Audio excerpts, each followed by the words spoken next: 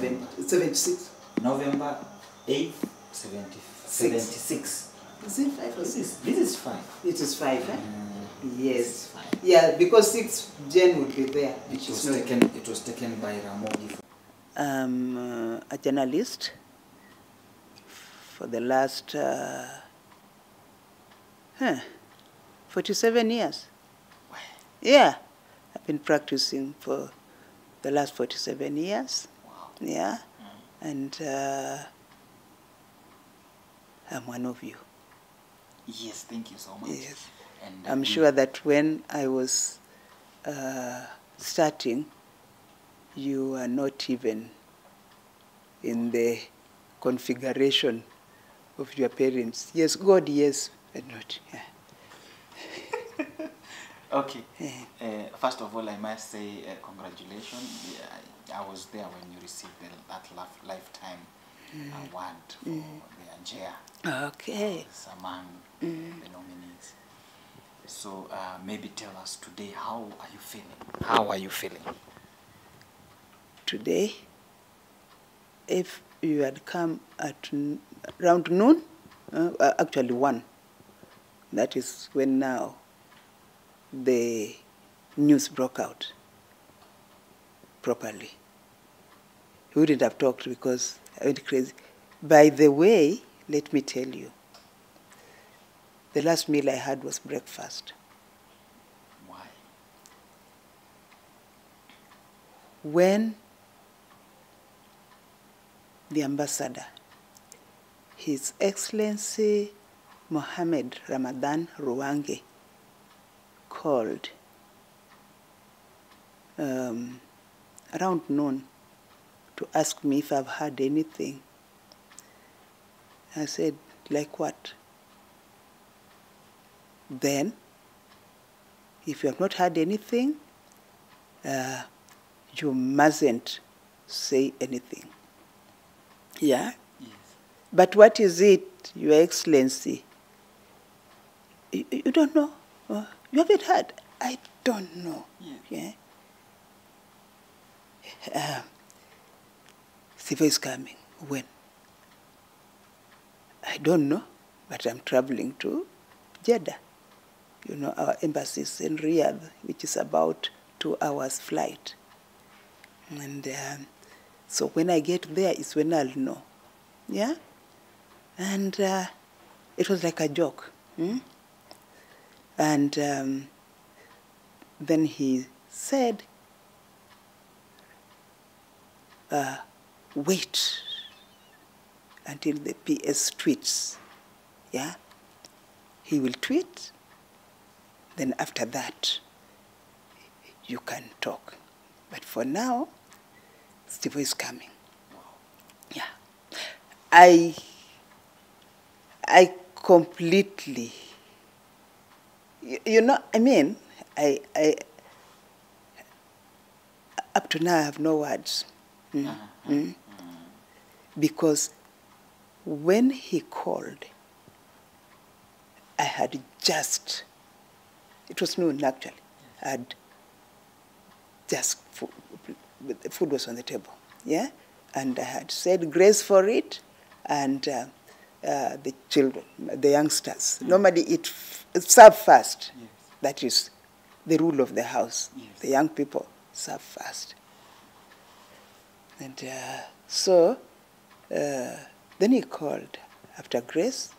That was the end of me and meals. The feeling is overwhelming. The news of Steve-O's return has satisfied me.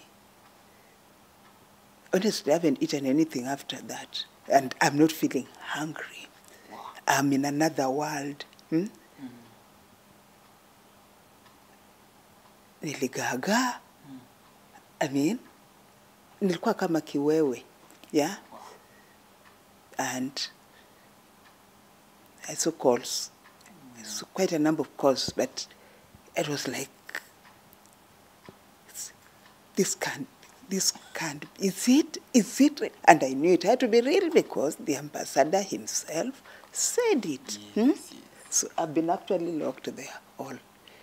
Yeah, we found you. After lunchtime, you're the first person who has made me leave that place because I'm like, I'm trying to absorb it. Yes. For how long now have you've not seen your son? I've not seen my son for more than 16 years, because the last time he came was about two years before the tragedy. Yeah. And now we are talking of 14 years. Yeah. We are past 14 years. Yeah. So that's a long time. We thank God, the God who has kept him alive. Have you ever, in those 14 years, have you ever spoke? We speak. Speaking, we speak, we speak, we speak. We thank God for that, because when he moved to Shimezi, but now he has since moved from there, in December he moved to Durban, both places offered facilities to speak. Before that, it was not possible. Yeah. Did you ever travel to just go see him physically or something? I would have loved to, Yes. but it was not possible. Yeah. Not because there was no money, not because there was no air ticket, but it was not made possible for me. I think the gravity of the matter, and remember, I always wanted to see my child, but also to see the bereaved family. Yes. And that's where the problem was starting, because in spite of my deep regret over what happened, people grieve in different ways. And I think that the widow who was involved in this tragedy, whose husband was involved in this tragedy, I'm praying for her, because it has been as difficult for her as it has been for me. For me, because it is incomprehensible what happened, because Steve-O is a very, very peaceful person. And just to imagine that such a tragedy could have happened through him,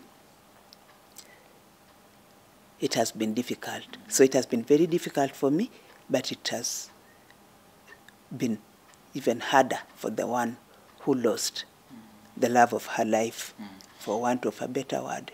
So each time I wanted to go, I was told, the widow is not ready to see you. Because I never wanted to go to Saudi and not see her, to beg her forgiveness, to just tell her that I am so sorry about what happened, yeah? Because since she couldn't see my child, I'm the only one who could seek forgiveness for my son. I regret that I have never got that chance. Lakini, if you have a way of conveying the news, let it be known by Madam Nadia Abdul Rahab Mahmoud that I am sorry, I remain sorry, and I'll forever be sorry about what happened, because it is something that I never anticipated. If you're given that chance to go and visit Madam Nadia Abdurrahman, would you be willing to travel and see? I would still be, so long as she can receive me. Yeah, the problem has never been me, but I think it has been I think it's hard to lose a husband, and sometimes talk is cheap.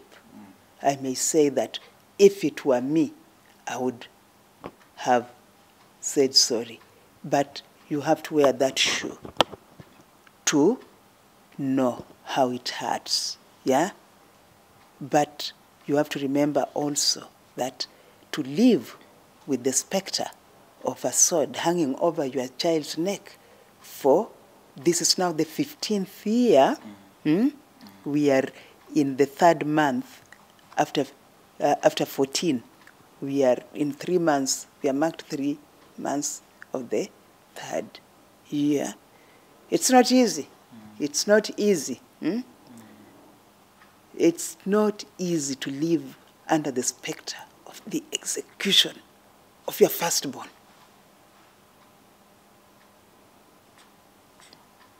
It is not easy. So I'm very sorry, and I'll eternally be sorry about what happened, because it ought never to have happened. Maybe in terms of now living to the reality of getting that money, would you ever have thought of raising such huge money? Let me tell you, when the diaspora department first called me and told me that we had reached a point where the family of the deceased is ready to take blood money, and when she mentioned the amount, I told her right away on phone. She called. It was around 4 p.m. It was November. I said, I can never, and my entire family can never raise that kind of money. And the lady at the end of the phone said, anyhow, still come for your letter. It was 4 p.m., and you now know how far Katani is. So I went the following day, got the letter. I told my son about it. Cyprian, you have communicated with him. I said, the money is impossible. But he had more faith than me. He said, inawezekana ma'am, and he crunched the figures on how it might be done, starting with $1 million, that if we could mobilize 1 million Kenyans, and each of them pays just 150 shillings, Steve will be back. But again, I said, talk is cheap. It is easier said than done, yes, because we never actually managed to reach even 100,000 people. Wow. Yeah. So, and by the time that the Muslim World League came to our aid, we had only managed 1/6 of what was needed, 20 million. We had only managed that. Yes. So, and you are talking of a situation where the first year was the most vibrant because it was news. And you are talking of a time when the donations had just gone down low, rock bottom. And I was staring. Never gave up on God, but I was like, what is going on? Yeah. Because it had gone. And especially the time when Jeff Koinange hosted us, that was actually the time we got the highest amount, because by the following morning, because there were also, there are those who continue, when they replay, 5.1 M, that was the highest amount that we ever got.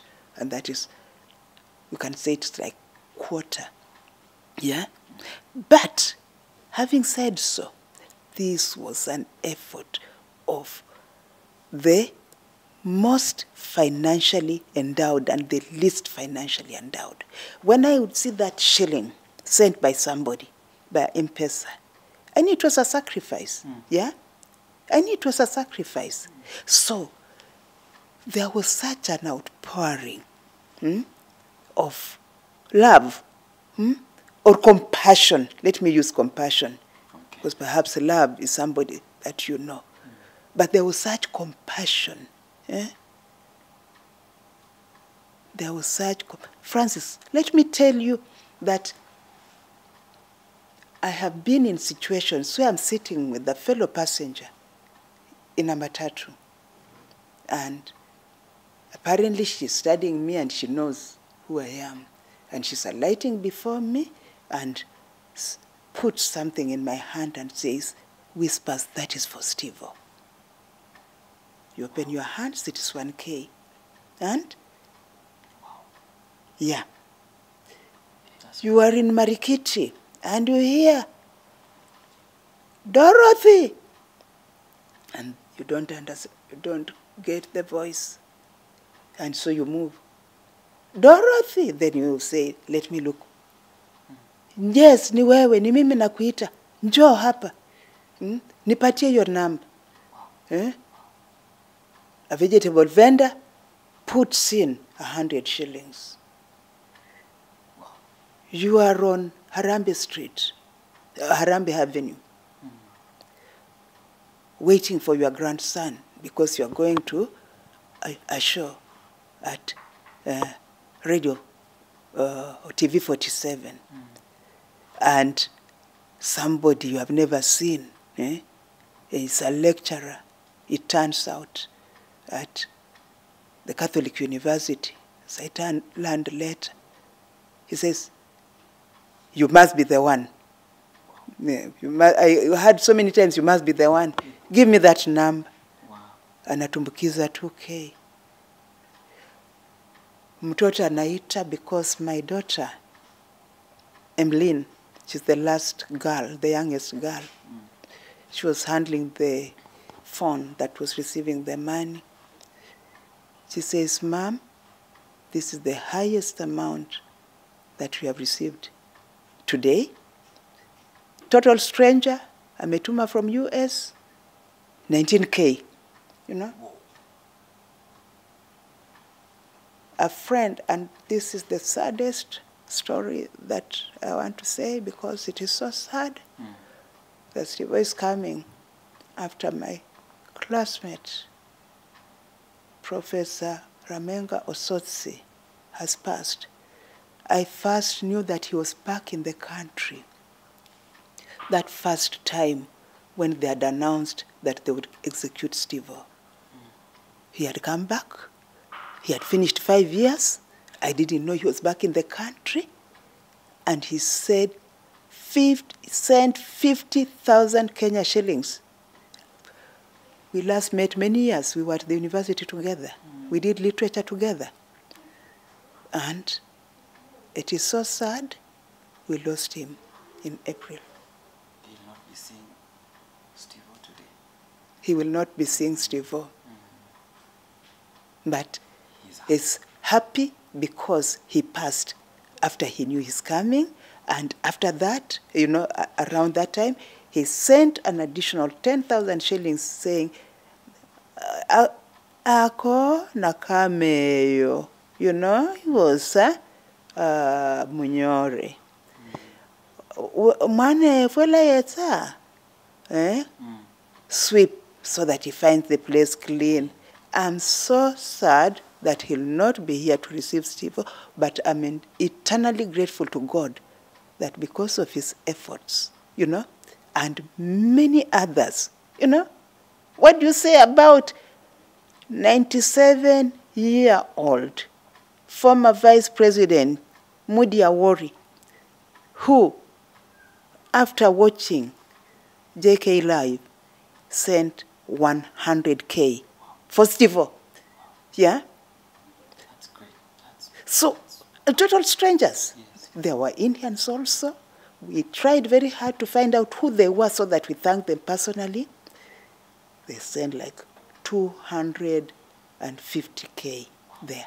So the giving was from out of this world, It was out of this world, from the least to the highest. Friends that I have not met in a very long time, coming out, reaching out, you know. And I believe very strongly, as the ambassador said, when he was trying to reach out, you know, how much have we done? Because there are people who want to know before they can help. So I think these efforts were not in vain. Yeah? People also want to know umefanya nini mbele wajitokeleze. Yeah. Now, Steve is coming back home. I know the giving and making sure that money is here really strained you financially. It has really drained you financially. Would you want Kenyans to continue or reshape what we call financial struggles as we wait for Steve to come? I know for a fact that although we stopped the pay bill, we didn't renew after the announcement came, you know, that there are entities that are still fundraising for Steve, you know, for his reintegration. And I want to single out my alumni of Alliance Girls High School. Yeah, they were the one group that raised more than $500,000 for Steve. Yeah, and they're still doing so just for his welcome. Wow. I don't know how much they've raised, but I know they're doing something. Yes. And I know that even my other schools, Mukumu girls, yeah, Mumias girls have also come out for me.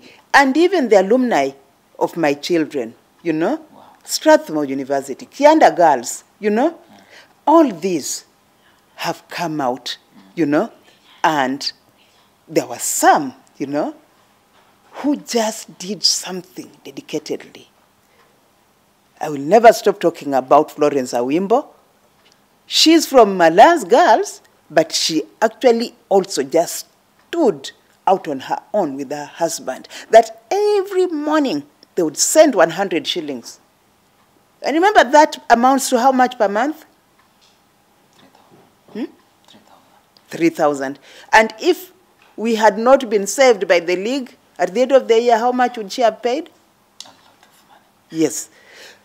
And I knew much later that she was also from Alliance, yeah, because I saw a post, I said, wait a minute. So, kumbe this is, and I went to, we call ourselves, I went to, you know, we went there.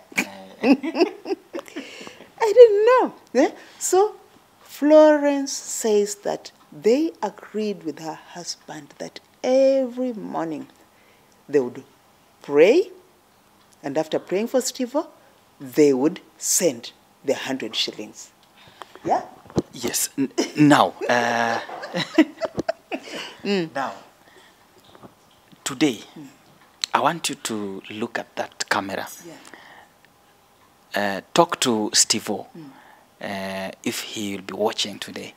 Talk to Steve. What is that one thing that you'd want to tell Steve on that camera as he prepares to come back home? Steve, you have always said one thing, and I believe you. You have always said, whenever I said, Baba, utarudi, your response has always been, kwa wakati wake. Kwa wakati wake has been your mantra. That unwavering faith in God, you don't know how much it fortified us. It fortified us so much, you know, because we knew that so long as you have faith, we too must hold on to that faith. Yeah? We must live that faith. And we know that God did not cheat us. In one line, also talk to Kenyans who stood by you. I started with that. Yes. Yeah. Yes. Kenyans, you are wonderful people. I mentioned at the beginning of this program, from that one single shilling, and there were many single shillings, 5 shillings, 10 shillings, 100 shillings, the 100,000s that individuals among you paid, all these, by the grace of God, is the reason why my child is coming back. It is this effort that persuaded the Muslim World League to step in. And I want to thank the religious groups who kept praying for Steve-O. Yeah? The religious entities that prayed for Steve-O. Yeah? When Al-Hajj Hassan Olenado called me, to get the details of Steve-O, I didn't know that he was deeply involved in lobbying for Steve-O,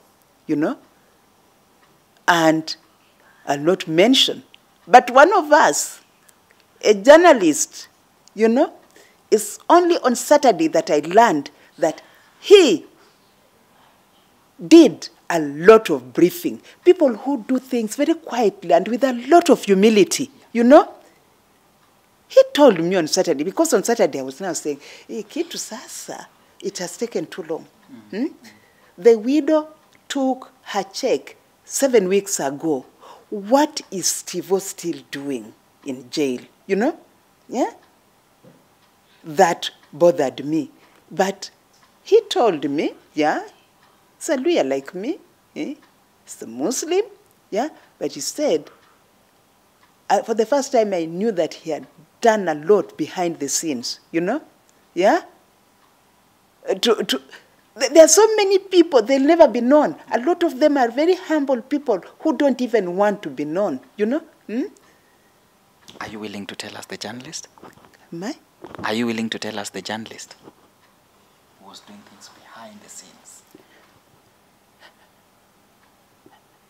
I don't know how he'll take it, but I have to say that if he's lying, the Al-Hajj Hassan Olenado will disown him.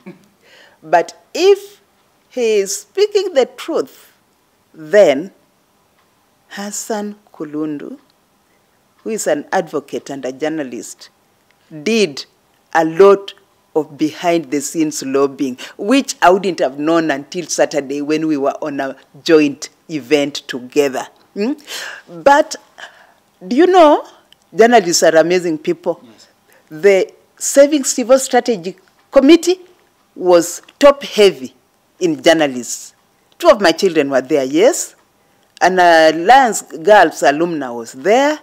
A son, let me call him a son because he's a son of my sister in the clan, Yes. Henry, Maina.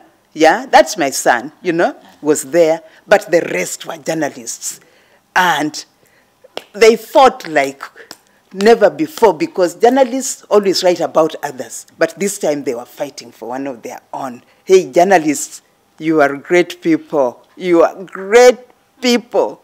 Joseph Odindo, you led a formidable team, And I thank God for you, Ken Bosire, we are sitting like this and somebody comes, we want to go to a studio and says, by the way, we are here for Steve-O, and do you mind putting something? And he gives you the pay bill, and you have to pay. Total stranger. That was Ken Bosire. He never shied away from collecting any coin that he might collect, What can I say? What can I say? You surrounded me. You people, you are amazing. The airtime, I don't know the amount I would have paid if I was to go to I wouldn't have managed, you know, because the air is paid for in seconds, you know. I wouldn't have managed. But because I was one of you and you took me as one of your own, you stood with me. I'm eternally grateful to you. I thank God for you journalists. Amen. Asante. Finally. Finally, Marangapa. Is there anything that you would want, you've forgotten maybe, you'd want to tell Kenyans, you'd want Kenyans to know about Steve-O? This one thing that Kenyans don't know about Steve-O, as I said, a very gentle soul. For me, Steve-O would not, for me was a child that would never have killed a fly. Yeah. The gentlest of my children, let me put it that way. And I say it not because he got into trouble, but because that was he, you know.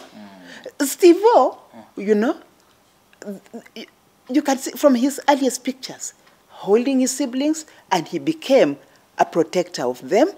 So he was very protective, he was very loving, and he was very charming. I was talking with the former acting ambassador just before you people came, you know, Ibrahim, you know, and he told me that, you know what, the inmates are going to miss him. They loved him. He was their imam, you know, a very gentle person, you know. And one of the things that pains me most is that at one point, when a fellow inmate was facing death, they struggled so hard, calling this Egyptian family, just pleading for the life. And when they lost it, he was in depression. Wow. Yes, he is a very gentle person. Wow. When he comes, I hope you will talk to him so that he gives us such experiences during his tenure in jail. His tenancy, yes. His long tenancy in different jails. Yes, yes. Breman, Shimezi, Daban. He's just left Daban this morning at 10. So when are we expecting Steve-O? Honestly, I don't know. Bad. The truth is, I was told that I would know this evening, but I haven't known yet. But indications are that he would come very soon, you know. Safi. I think that's okay.